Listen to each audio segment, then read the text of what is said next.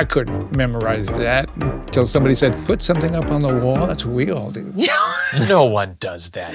Oh, yeah. on. No, I'm sorry. Can we cut that off?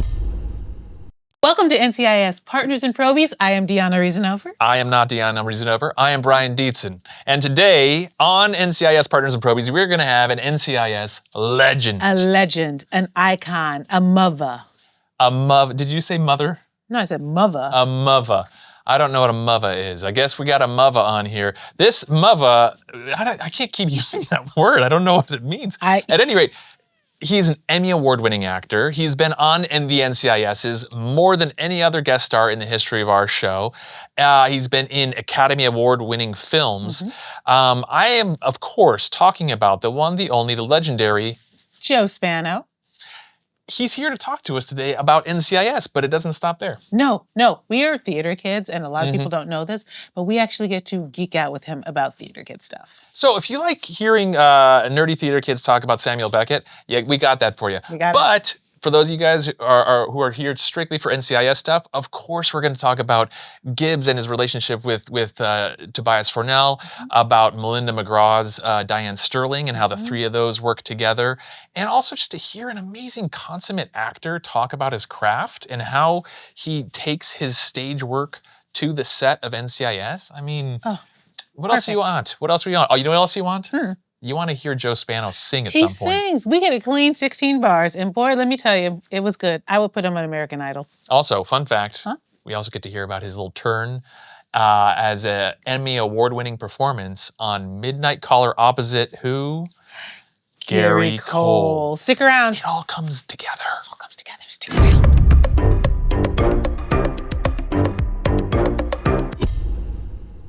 All right, so you guys might know him as FBI agent Tobias Fornell. We know him as our very good friend, Joe Spano. Thank you so much for being here. Joe, before we get into anything, I just want to read off a few things here. You've been recurring guest star on NCIS since the first NCIS episode, Yankee White, in 2003. You're one of only 3 original cast members from that episode who's still appearing on NCIS. That includes, of course, Michael Weatherly, Mark Harmon in his various capacities on NCIS Origins. Your character was Mark Harmon, Leroy Jethro Gibbs' best friend, and also competition, because you also were married to the same woman, not at the same time. Spoiler, man. And you have racked up the most appearances of any person to grace the NCIS stages, and there's not a question there. I just wanted to rattle it off so that we can just start talking and celebrate the fact that you're here. Thanks for joining us, pal. Lord have mercy. Yeah, thank you for coming here. And thank you. I wanted to ask you, I guess, first off, 2003, you get a script from Don Belisario for Yankee White, which is the first episode of NCIS. And you open this thing up. You and Mark Harmon, since day one, had a really great chemistry together, which is why they developed this wonderful friendship and rivalry between the two of you. Did you know Mark prior to NCIS? Had you worked together? Yeah, we had worked together. The first time I think I saw him personally was when I was doing Hill Street Blues. He was doing, you can come up with it, but the hospital show. St. Elsewhere. Yeah, St. Elsewhere, and it was over in what was called Mary Tyler Moore Studios. And so we would have lunch. I mean, we would all go to the same place there.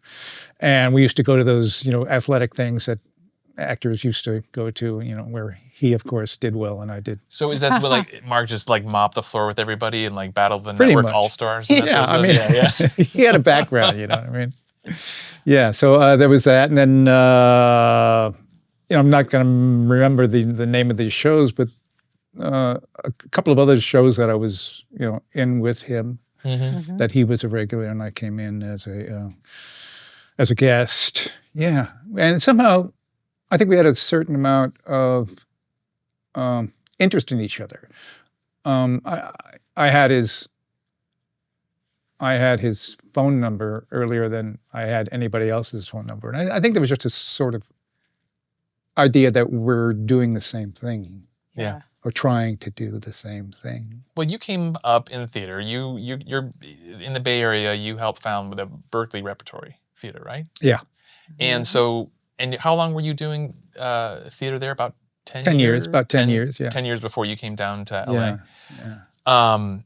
And you first started off, you really, it's hard to get a job here. It's hard to get a job that's consistent in any way. So something like this, where you're recurring for decades, it's an incredible thing. Although when you came down, when did you start Hill Street Blues with Henry Goldblum? Yeah. Is your character's name? About a year and a half after I came down here. But that was a connection, too, with somebody else I knew through theater in Berkeley. So it goes back, although, so I didn't have to just come down here and not know anything. And I did a play when I came down here. That's why I was here, to do a play. Oh, what play was it? Dracula, A Musical Nightmare. That's it was great. Do you remember? And I was Dracula, of course. Do you remember any of the songs, like the song titles from it? Oh, man, I would have prepared. Oh, man. Pilgrims to the pantheon of muse and melody. We minions and we ministers, your humble servants, everyone make bold to bid you. How dare you say I would have prepared and then give us a clean 16 bars? And then how dare you? And then You're he just perfect. goes into it. That's awesome. When you look back, and I'm sure you both do too, it's just like, how did that happen? Yeah. You know? And was it because I was doing stuff that I wanted to do? You know? Well, that's my question. I mean, you've had such an amazing career. I mean, I don't know if there was a moment where you sort of felt like, oh, I could really hook into something that I didn't imagine. Like, was there a moment during your career where you said, this is going in a way I did not imagine? Almost all the time. I mean, you don't know what's going to happen next, and you really don't. And I wasn't looking to be famous, but I wanted to do good work, and I wanted to have enough money to have kids. And there was those. Yeah, I couldn't do that in the stage in San Francisco. It just wouldn't have worked. So we came down, and it was a wonderful, but not knowing process. Who knows? You know both. You know this. Some interesting stuff. I just want to. I know it's about me. I know this is about me. Oh, okay. But I also have some things about you guys. I mean, one of the things we have besides your wonderful work is Detroit and improvisation. Yes. Actually, okay, so I was actually going to ask you about this. This is actually perfect because I did sort of want to ask. We're all improvisers. And, Sure. Yeah, I mean, you've done some improv too. Mm-hmm. Yes. Yeah. Do you feel like improv has helped your work? Do you feel like you've gotten to incorporate any of it in your NCIS work? Oh yeah, for sure. It gives you a certain amount of ease, and maybe it's more with the people you're working with than it is doing the right text or not. But I think it is. It gives you a certain amount of, I don't know, if not ease, being okay with being crazy. Yeah. Yeah. A comfort in the chaos. Yeah. Yeah. There are two times for you. I remember having a conversation with you you remember this in the stairwell that you were just looking for something, is this okay? Is it, Oh yeah. Do you remember that? Yes. When was this? This is a long. It was a really long time ago. Like 2 weeks ago, or? Yeah, we're talking months. Oh wow. Yeah. I guess Michael couldn't handle you because he told me to go and talk to you. But these are things that make this history. Yeah. Mm-hmm. This long road that had so many things going to it, and how you live as people beyond the stage, you know.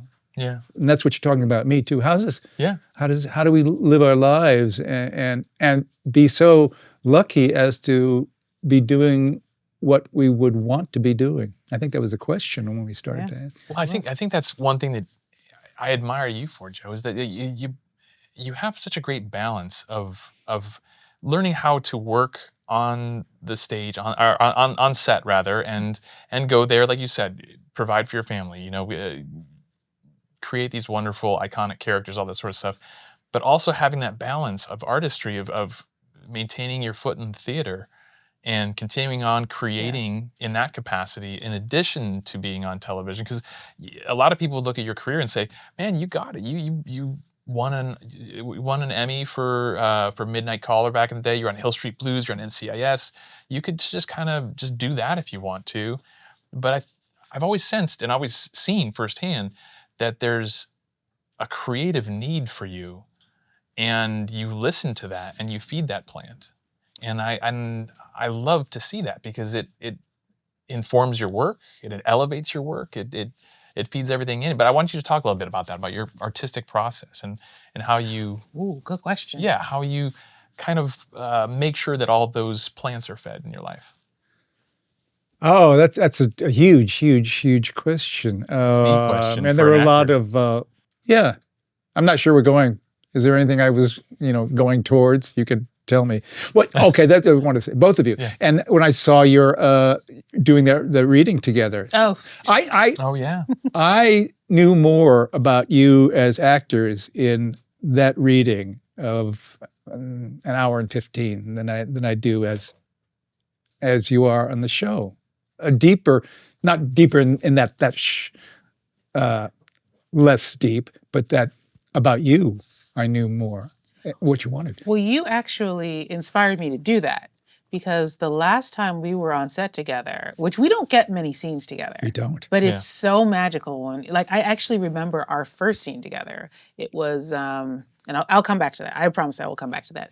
But you inspired me to do this reading because I asked you, I said, do you miss theater? And you said, miss it, I'm doing it. What do you So, Like- listener, I got to let you guys in on Diona and we did a stage reading of the 1965 play called The Owl and the Pussycat, which was being produced by Charles Johnson, who you might recognize his name. He's one of the executive producers of NCIS. At any rate, we were asked to do the stage reading here in Los Angeles, and Joe, of course, we do the stage reading. Of course, Joe is sitting right there in the audience. I was so nervous when I saw Yeah, you. laughing and listening, and it was wonderful to have you and having a great conversations about it afterwards. But the thing I wanted to come back to Yeah. was the first scene we had together. I remember your character had just come back from an AA meeting. And your character has gone through like such immense changes on the show. I mean, career changes, life changes. And unfortunately, you lost Emily. I'm just curious, how you kind of navigate. No, so many people don't get a chance to navigate a character that really grows and changes. I'm just curious how you decided to approach Fornell's growth throughout the many years of the show. I think I realized that it was a gift. Yeah. You're right. You don't always get a chance to change like that. And a lot of that is because I think the writers and producers had an opportunity there that they don't usually have. They had no need to have me be the same thing or to produce the same job, Yeah. that everybody does, and they do. And I think at the capacity you have to.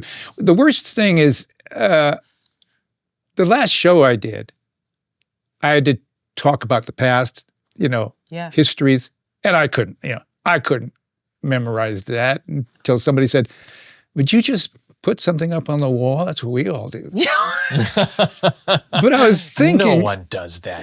oh Come yeah, on. no, I'm sorry. no Can we cut that one. out? No one one. has ever put up a cue card of any sort. But I think of you, what your job is, which is almost always having to tell the audience what's happening.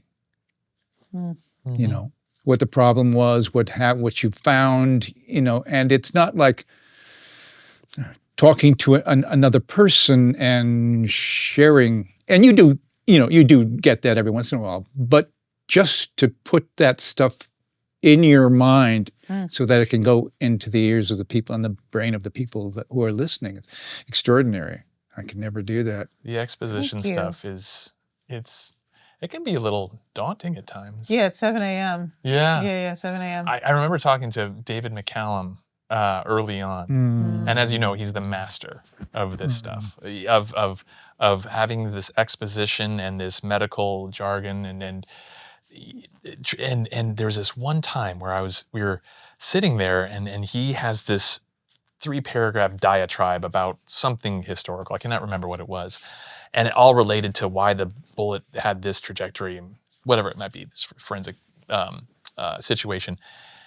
And afterwards, I just saw him, then when they yelled cut, he went, and he smiled and he just started going, good job, David. And I was like, did you just say good job, David? And he looked at me and smiled and he goes, I make this shit sound good. and that's when I realized, like, oh, it is about what you were just saying, that it's about conveying what we need to hear in this for the storyline, Right. but you also have to make it entertaining in some That's way. right. Yeah. And that can be a tough thing to do. Very Yeah. tough. Very But tough. I wanted to ask you, to get off of NCIS for just a second.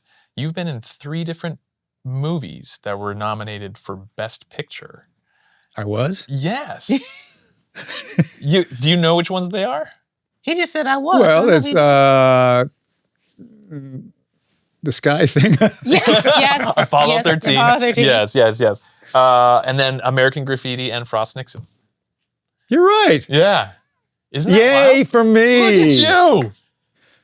Best. Well, I guess it doesn't really ring with me because I never thought of it that way. Oh, Tom Hanks and I have something in common, which is that we both admire you. Because I think he literally said that you were like an acting inspiration. Yeah, he was up in Northern California. He used to go to Oakland. I forget which one it is. And they used to bring the class into Berkeley Rep, where I was working. In fact, when we were doing Apollo, I was coming in for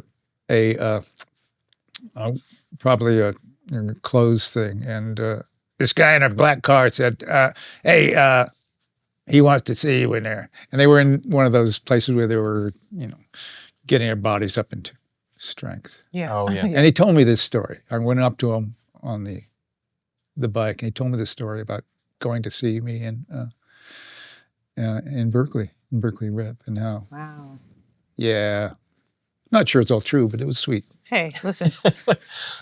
What's important is it made it to your Wikipedia page. That's true. Which means it's fact now. Yeah. Oh, that's right. So- that's right. Yeah. That's what we got going for Because us. anybody can edit it. That's how you know it's true. That's right. 'Cause You why get a would- lot of voices. Why would anyone make Why would something anyone up? make it up? Yeah. No. There you go. You Yeah. are Tom Hanks's hero.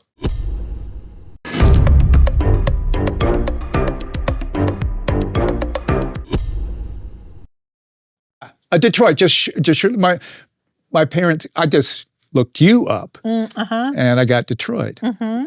My mom and dad were born and raised in Detroit, and that's where they knew each other, and that's where they got married in Florida because he was in the Air Force at the end of the war, and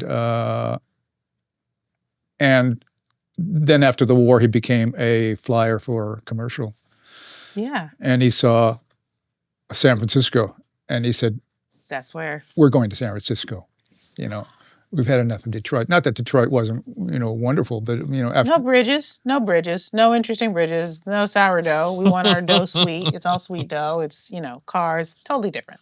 I was thinking, there was one scene early on where I'm sitting on a bench with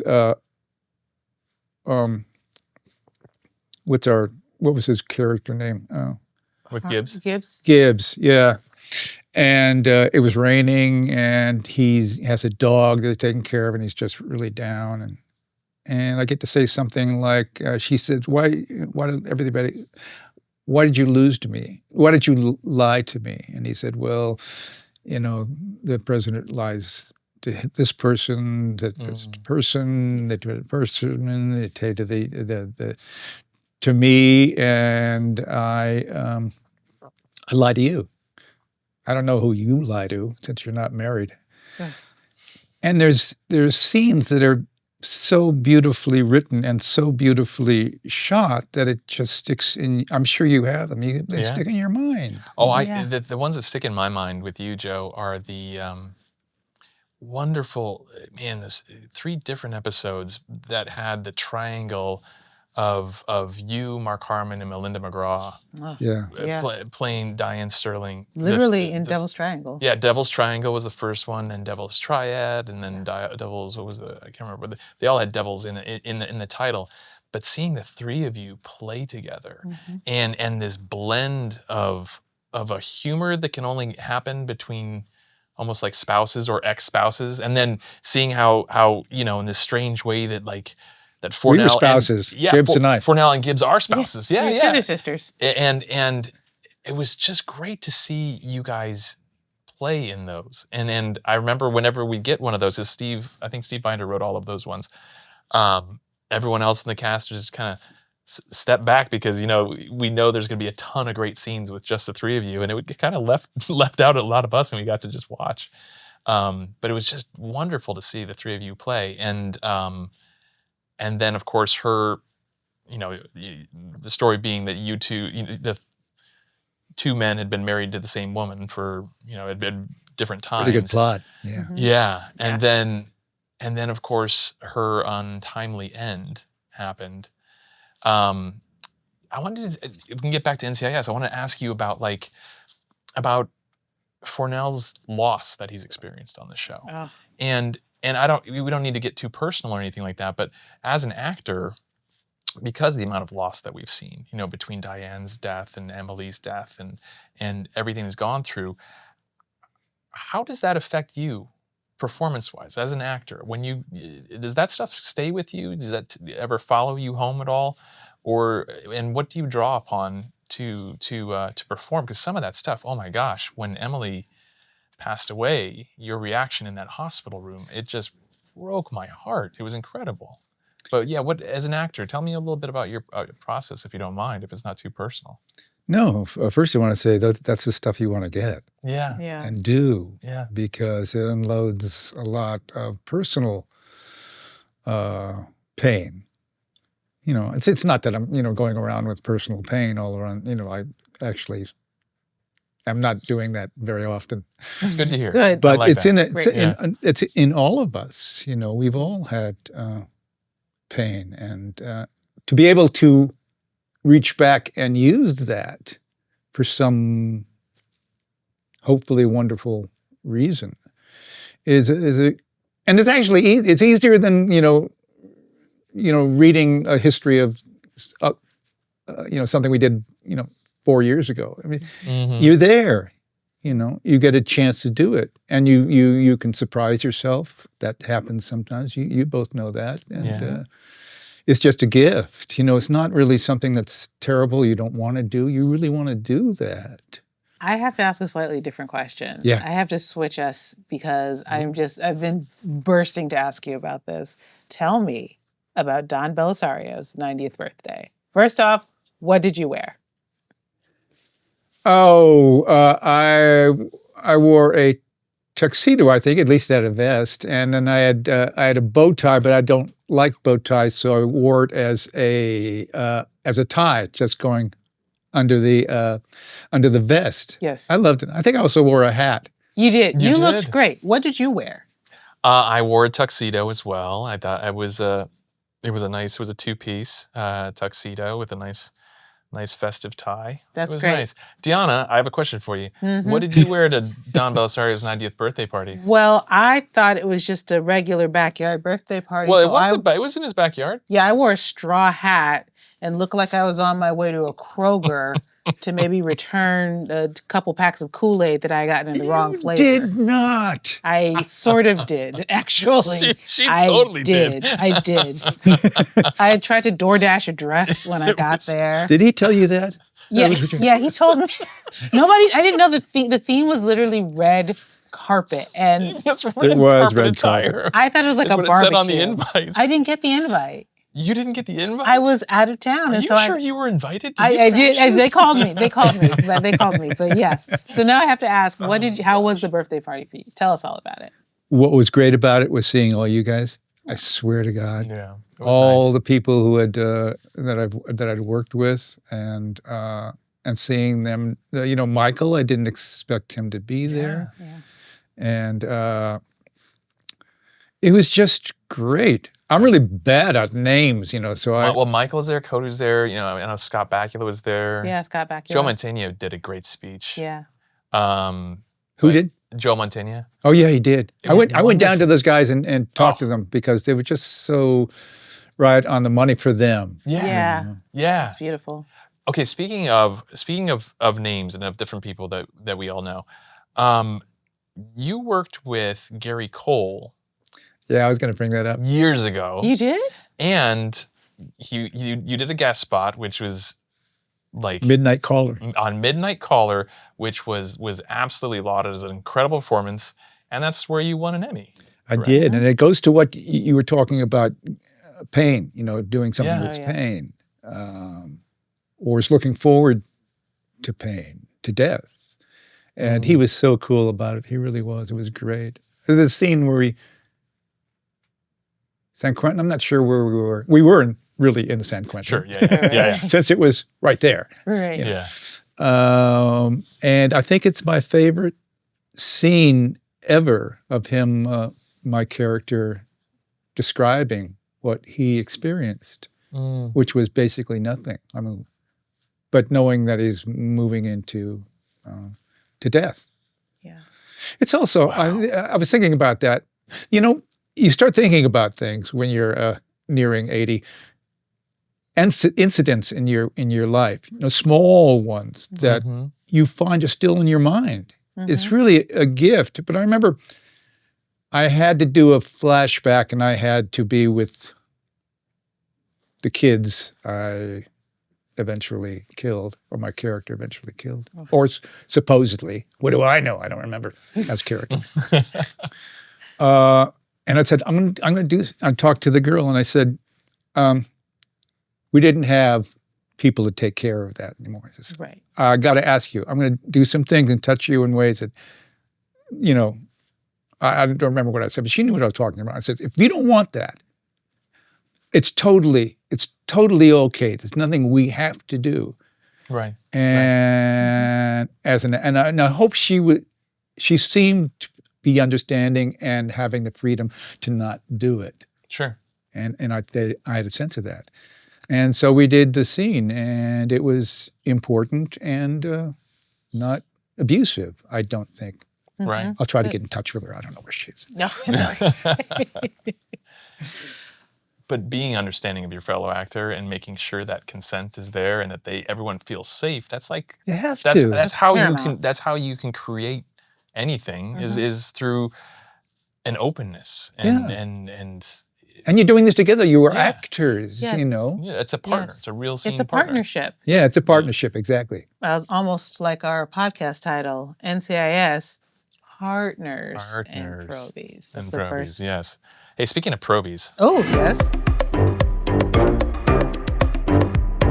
so Joe, on this show, the fans of NCIS, which are lovingly referred to as the Probies of NCIS, they send in questions every week when we tell them, we're going to have so-and-so on the show this year, or this week, sorry. And of course, when we put out that there's Joe Spano is going to be on the show, do you have any questions for Joe? We got a few in our mailbag. So I hope you're good at math, because most of these are accounting. No, let me start real quick. Which do you, as an actor, which did you enjoy more? Was it FBI agent Fornell or his turn as private investigator Fornell? Private investigator. Now, and why? Oh. Because he had less things that he had to do according to rules. Yeah. He had by that time lost a lot in his life, in his personal life, and it gave him the ability to do that. I got more screen time because it didn't have to. It didn't have to just be part of something going on with the FBI. Yeah. You know? It was just freer. I liked the costumes better. Yeah. And seeing your garage with the corkboard and all that sort of stuff, like set up, and you're doing your own investigations at home. I love that. Yeah. And then you could do things like coming home after your daughter dies, you know. Yeah. Right. It was just, I liked that better. I did. Not that I didn't love the other one. Hey, what one had to be there for the next one to exist? So. I wouldn't have gotten there if it hadn't been there. Exactly. You got to do the agent first. Okay, I have one too. Were there any aspects of Fornell's past that surprised you? At Fornell's past. No, I think as we're doing a fictional character, that is always a gift. Mm. Something else, Mhm. something else I can hang on to as an actor. I mean, there's no problem. There's no problem whatsoever. I don't have any, I don't have anything that I don't want it to do. Right. You Yeah. know, that's another gift. Yeah. It's so interesting listening to like how accepting and open you are to like so many different aspects of this. When you think about theater, you almost think about it as being sort of a closed world. Like they give you the script and that's it. And this is something, you know, this is a character that is constantly building, constantly evolving. And I just find it so amazing that you're able to balance both so well. I Yeah. mean, you were doing Beckett. Beckett, very famously, you cannot change a thing. You cannot change the gender. You cannot change a word. But yet your acceptance of like these major changes, I'm just blown away. Yeah, making sense of it Yeah. for oneself Right, is really enough. right. I don't have to change anything of Beckett. Believe me, I just have to understand it or make it understandable to an audience. And you don't actually end up doing that either. But the experience is, you know, is what it is. Yeah. Yeah. But as a character, it's just another gift. You know, a thick gift about what you can go back to. Right. Yeah. Right. It's really great. It's really great. This is also inspirational to me because I will be frank and I'll say I don't always know what I'm talking about in NCIS. Like I don't always understand the science. Give me 5. Yeah. Oh, I thought you meant 5 minutes. I was like, oh yeah. No. Do you get recognized more from Hill Street Blues or from NCIS? Oh, that's interesting. I think probably NCIS because in the end it has more readers or watchers than Yeah. Mm-hmm. Hill Street Blues. Although that was, you know, we were almost cut out for the first season, but the people who owned not theaters, but television stations, insisted that we go back on because it was sort of their quality, you know. It was something good. It made, Yeah, I mean, it was it, good stuff. it was made Right. sense and it was heartful and it was intelligent and, you know, it had a lot of silly people on it. It was a terrific show, though. I mean, just incredible. incredible. I grew up with that on in my living room.